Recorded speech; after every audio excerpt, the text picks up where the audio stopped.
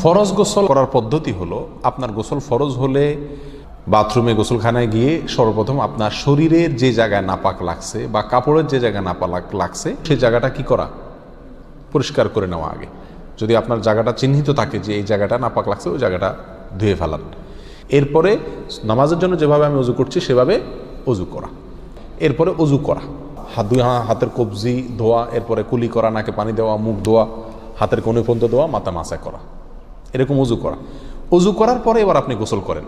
সেটা শাওয়ার দিয়ে আপনি মাথার উপরে পানি ঢেলে হোক আর আপনার মগ দিয়া হোক, যেভাবে হোক আপনি গোসল করেন। গোসল করা শেষ হয়ে গেলে, গোসল করে যখন বের হয়ে যাবেন, তখন যাওয়ার আগ দিয়া ওই যে পাও ধোয়া বাকি আছে হুজুর, যাওয়ার আগ দিয়া পায়ের ওখানে পানি ঢেলে টাকনো পর্যন্ত পাও ধুয়ে ফেললেন, বাস গোসল হয়ে গেল।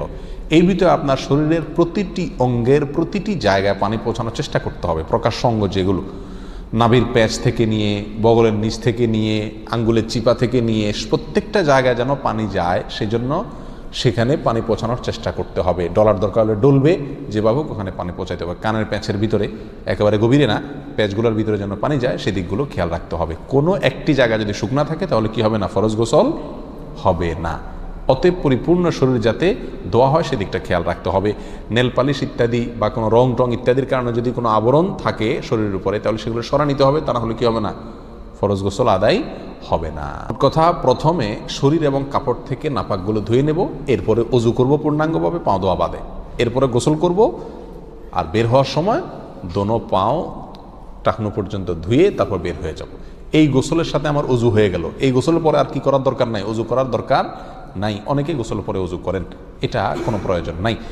তবে কেউ যদি গোসল করা অবস্থায় তার পেশাব চলে আসে, অনেকে আছে পানির স্পর্শ লাগলে পেশাব বেশি আসে, তো গোসল করা অবস্থায় যদি তিনি পেশাব করে দেন বা অজুভঙ্গের কোনো কারণ তার ভিতরে আসে, তার বায়ু ছাড়লেন, তাহলে তো সেক্ষেত্রে অজু যেটা শুরুতে করছিল ওইটুকু তো আর নাই। তাহলে তাকে আবার কি করতে হবে, নতুন করে গোসলের পরে অজু করতে হবে। এ হলো মোটামুটি ফরজ গোসলের পদ্ধতি।